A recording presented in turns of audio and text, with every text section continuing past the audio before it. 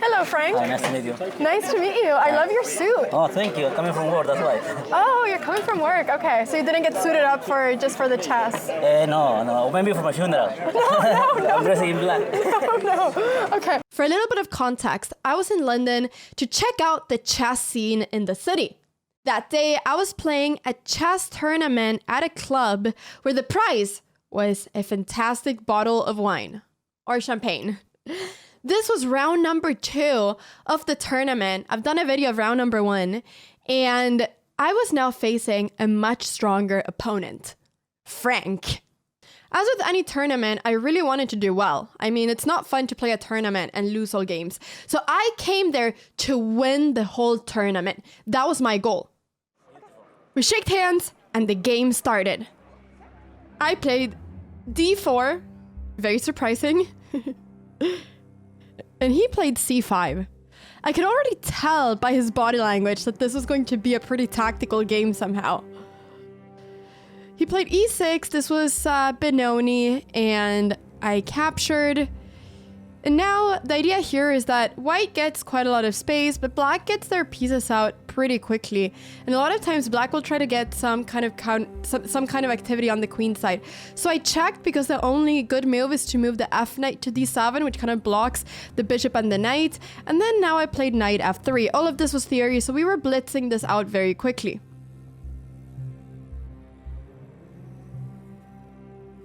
He played a6. I went a4 to prevent b5, as I didn't want him to get space on the queen side. He started thinking and sipping his beer. But then he ended up playing rook e8 with the idea of maybe capturing on c3 and then picking up my pawn on e4. So I went queen c2 to protect my pawn. And this position I have had a million times. The question is, when should white play e5, if white should ever play e5? I always end up playing e5 too early and then somehow losing one of my central pawns. So I knew that I wanted to be very wary of not making that mistake. He played c4 to give that c5 square for the knight. This is also a very common move. But I was thinking here, what happens if I capture on c4? I got a little bit worried about the fact that he would have queen b6 and then that I wouldn't be able to castle. So I decided to first castle and then threaten capturing on c4. Now my pawn on e4 started becoming weak again, and I got once again worried that he would go bishop takes c3 and then capture my pawn on c4. Sorry, on e4. So I started thinking, how can I defend everything? I went bishop e3 with the idea of taking that knight. So my plan was that if bishop takes c3, I'm going to go bishop takes c5. And if he captures back my bishop, then he's going to have some terrible double pawns that are going to be incredibly weak, and the central will be completely minus. The d6 pawn will not be there anymore. So I was very happy about this move, bishop e3. He went knight d7 to defend the knight, and now I once again started thinking, what happens if I capture on c4? I was also thinking, what happens if I go bishop d4 to eliminate the threat of bishop takes c3 and trade our dark squared bishops? These were the two ideas that I had right now. I was also thinking about knight d2. That was another move that came to mind, defending on e4, but also targeting c4.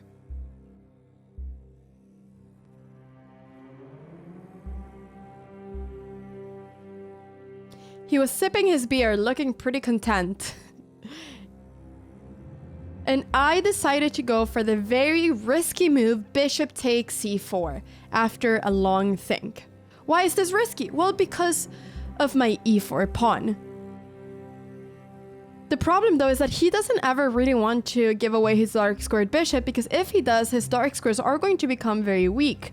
So it's also a long-term advantage for me to have the bishop pair when he doesn't have the dark squared bishop protecting his king.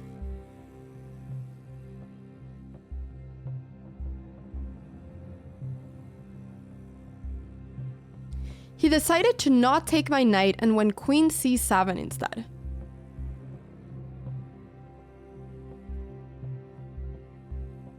I was quite happy about this, as that was the move that I was the most scared of.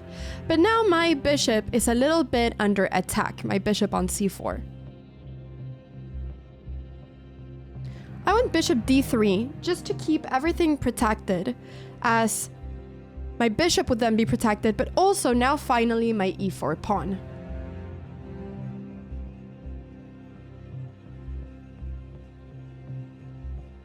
He captured my bishop on d3, I captured back with the queen, and then he played knight c5 targeting my queen. I did not want to trade my bishop, so I went queen c4, which seemed like a very active move, as it was one, defended the pawn on e4, but it was also pinning the knight on c5. So now the only thing that I was scared that he would do was bishop takes c3, and after pawn or queen takes c3, rook takes e4, but at least he couldn't capture with the knight anymore. I don't know why I'm moving around like this. I am kind of going back and forth. I don't know why I'm doing this.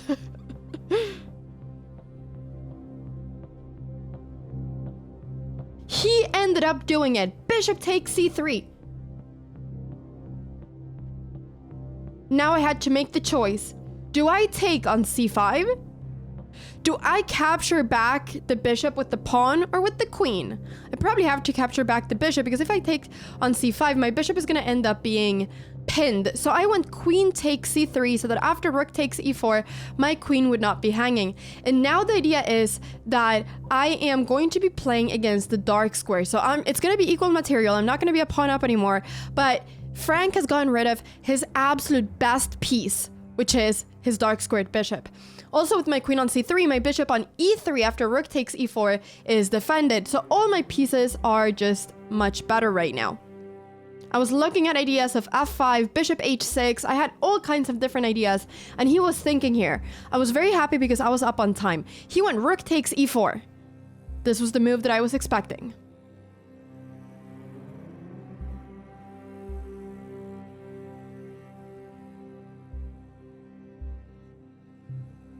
I don't know why I'm kind of smiling here. Looking back at this, it's so funny because I'm kind of smiling in random occasions. Is this what I do in life? Do I just smile in random occasions? I think I do. I really like Frank's suit, by the way. I really think that it looks so cool with the black shirt, the black jacket, the black pants. I think an all black costume is one of the best, not costume, suits. I think an all black suit is one of the best kinds of suits. Rook c1 was the move that I ended up doing. Why? Because I wanted to activate a piece that wasn't active. So now my threat is also b4. You may wonder, Anna, why could you not go b4 before? Haha, b4. Because after b4, the previous move, he had knight e6. And I cannot capture the knight because then my queen is hanging. So actually, I am not winning a piece. He can go knight e6 and defend the queen. Now by going rook c1, I'm threatening b4, as if he goes knight e6, my queen is protected and I can take up that knight. So that was my idea with rook c1. I have the immediate threat of b4. I have realized that during rapid games, I play much faster than in blitz. Like, I'm always up on time in these games, but somehow in blitz, I always end up being very low on time. I don't really know why. He went bishop f5. This was a move to kind of prevent f5 from me.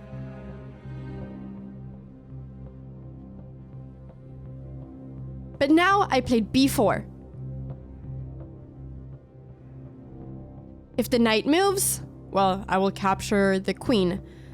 So the knight has to go somewhere where it's defending the queen, or otherwise the knight has to stay there, or he can play the move which he did, which I think is the best move, queen e7, targeting my bishop on e3.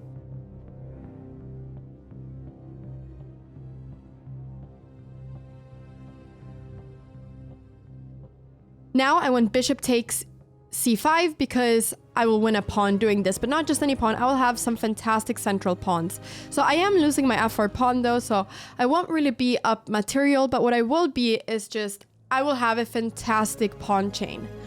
So I was pretty happy in this position. I don't know if I had something better before, but I really liked my c and d pawns, and I could see my d pawn being a winner.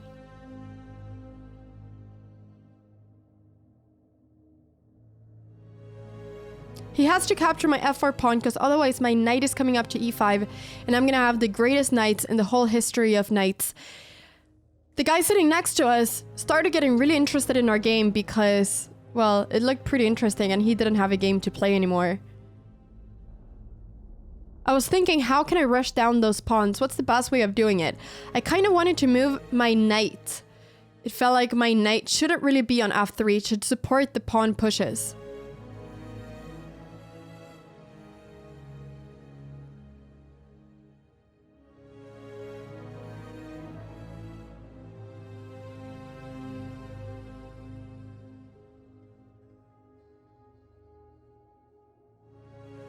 I ended up playing knight d4, the move I had been thinking about for a long time. I am now threatening his rook, but I'm also threatening his bishop on f5, and I'm centralizing my knight so that it will help with the pawn pushes.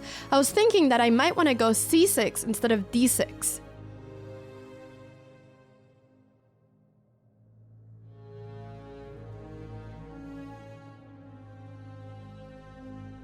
He went queen e4, centralizing his queen, and now it felt like everything was kind of hanging. But that move was very good because it allowed for him to capture back with the queen if I went knight takes f5.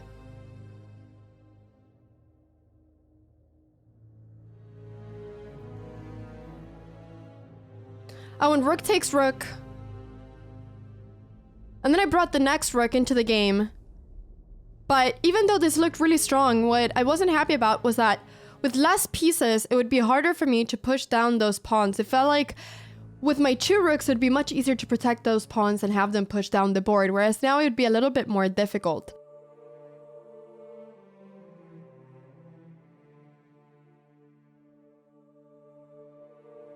So I went queen e5, which is a great move, pinning my knight and stopping me from going knight takes f5.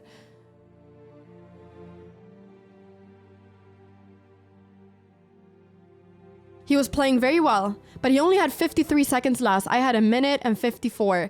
I don't really think there was any increment here, so we really had very little time.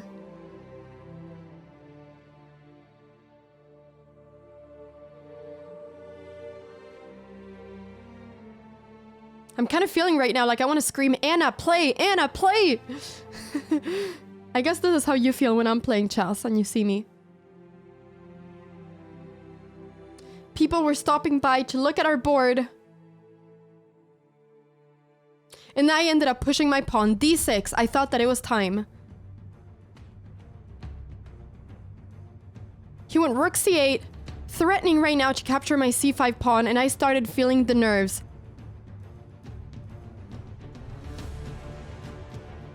I didn't know how to protect that pawn anymore. I went rook e1 with the idea that if queen takes c5, I have rook e8, and that I am then winning material. Or so I thought.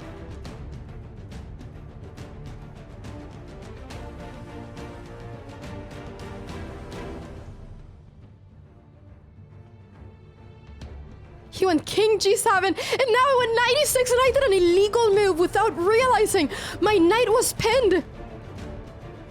I kept on having an illegal position and I had no idea, and neither did my opponent, and he resigned, and I had no idea that this was actually an illegal move that I had done.